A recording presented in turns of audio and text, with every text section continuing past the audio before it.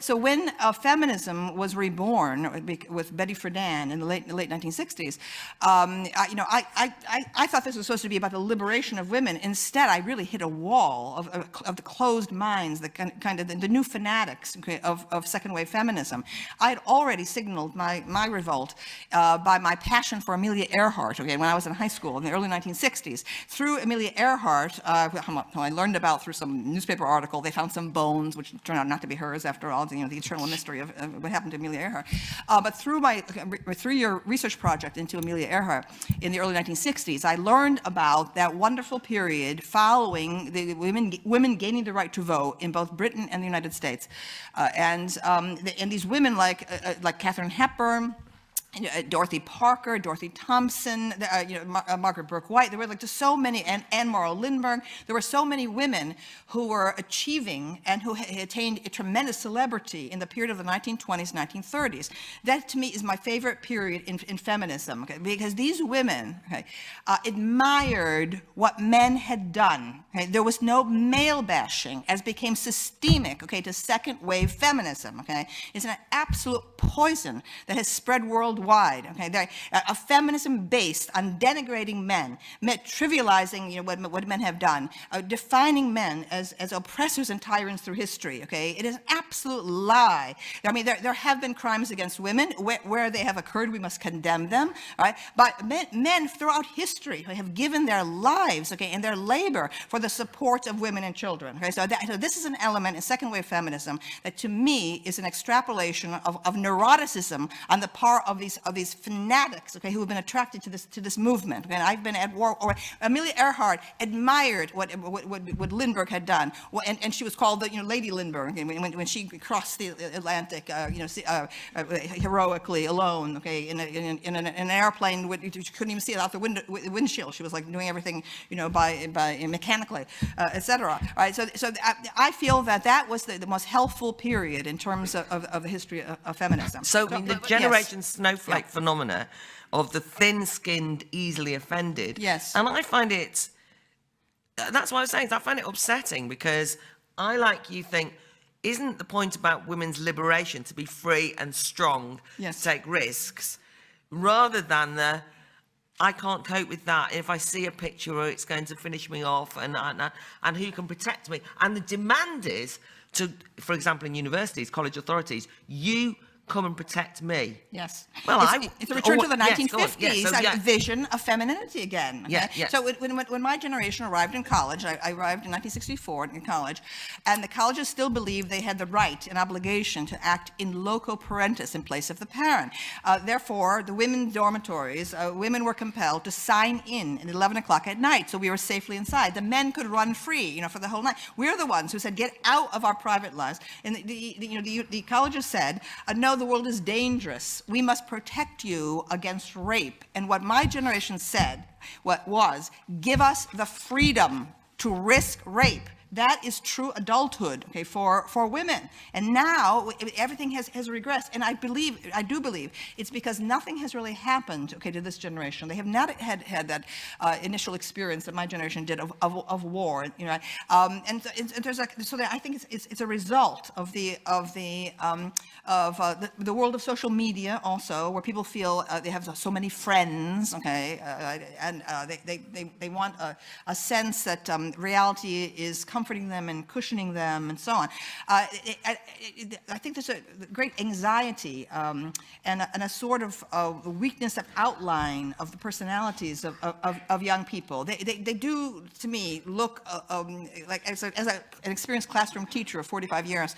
I mean, I'm starting to self-censor as I speak to them. I'm starting to, it's not that I give trigger warnings or anything like that, but I do feel that they are easily upset, okay, and that their education has been without a realistic introduction to the barbarities of human history, right? I feel that ancient history must be taught, okay, and that there's too much presentism right now. Right? They see a comfortable world around them, the world of the shopping malls, a world of material prosperity, right? And they believe that by any problems in the environment can be remedied by just a little, using a screwdriver, slightly tighten a screw, all right? And soon utopia, will happen. They have no sense, okay, of the special privileges they enjoy in this very affluent, culture.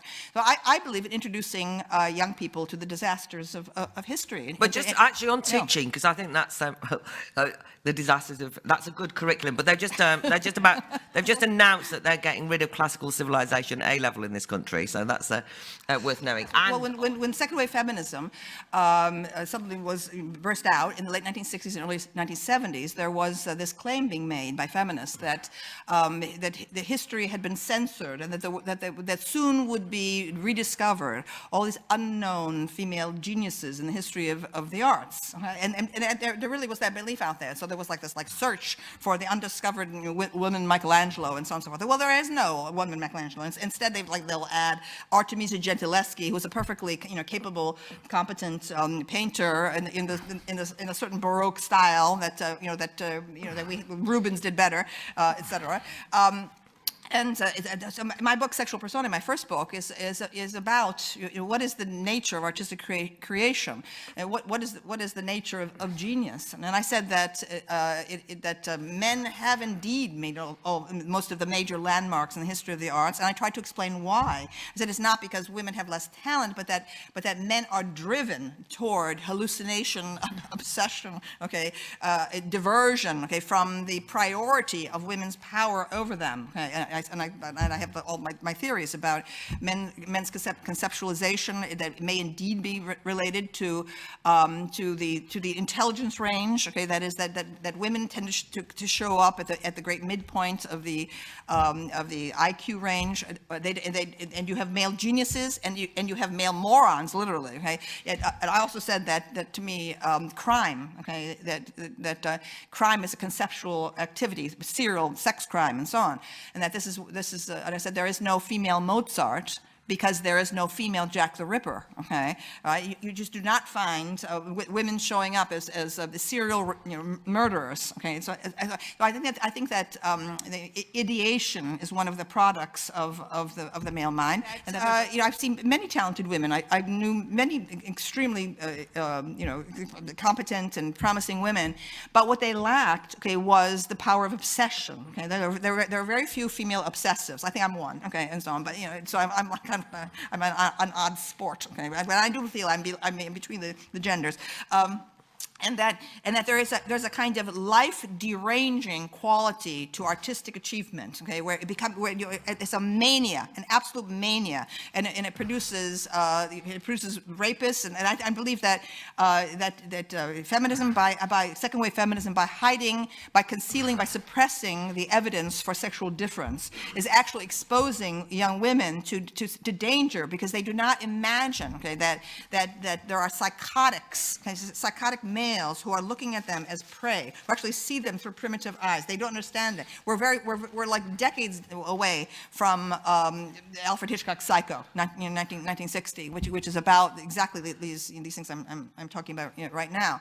So I think that there are tremendous sexual differences based in hormones, based in biology, that need to be brought into the gender studies curriculum, that are now erased from it. Gender roles are being maintained as fictive constructs, the result of environmental pressures and so on.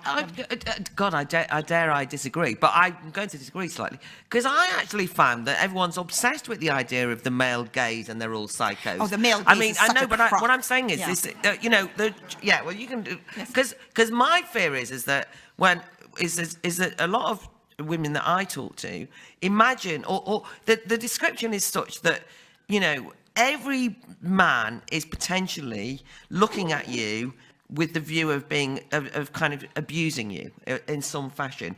I mean, there's no idea that you can be looked at in any admiring way, which is one thing I know that you've talked about and written about over the years.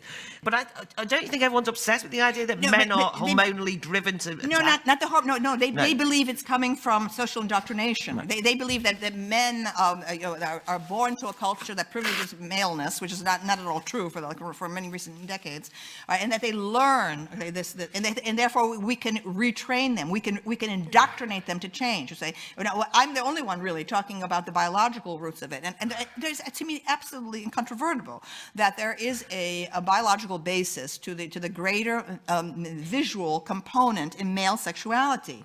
All right? There are brain differences here. Okay? Males really do see the visual, they were aroused visually much more than women are. And I believe for whatever reason, I'm able to see women in the way men see women, sort of like like Faye Dunaway in the eyes of Laura Mars or something. I feel like I'm like looking at things in the way men do. So I'm very concerned that the issue of identity, okay, has shrunk down, okay, to merely a gender, your position on a big scale of a ruler. There's a tiny little infinitesimal gradations of gender, and has shrunk to the body itself, okay, and management of the body. And that is a sad consequence. I believe that identity should be much broader. We're in this period of a particular kind of desiccated secularism. Now, as an atheist, I still am extremely interested in religions. I feel that world religion should be taught in, at the most fundamental level. Then we would understand much more about Islam and everything else right now if people had been listening to me 25 years ago.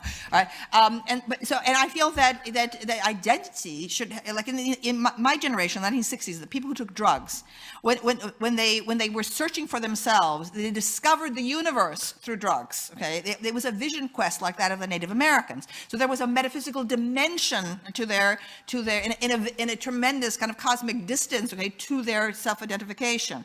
They were explorers of the universe, of ultimate reality beyond society. Today, this is sad to me. Okay, yeah. The idea that I am just how do you identify? Okay, I am and there's like incredible range of things to choose from. Yeah, and that just shows you the failures of our educational system. Okay, which has tried to make everyone feel good and to have good feelings about themselves and no bullying, et cetera, instead of giving them hard knowledge about the past. Okay, there is much too much focus on the present. In other words, where diversity becomes a banner for let's remedy this in the present. I don't think that's the purpose of education. Okay, I think education is about opening the great past. Okay, and of global cultures generally. Okay, more knowledge, more hard knowledge. Okay? So this migration, okay, this transformation of the classroom situation and of the university setting into a praxis to cure present problems, that is wrong. The university should be about abstract and detached study of the past, okay, and of the global present. That human beings need religion. They need a religious perspective, a cosmic perspective. And getting rid of the orthodox religions because they were too conservative has simply led to the new religion of political correctness. All right, and so and it's the same kind of fanaticism. I mean, I have found that second wave feminists, okay, it's like the Spanish Inquisition. I'm not kidding. Okay, like anything with any form of dissent, even within feminism, is treated as heresy, okay,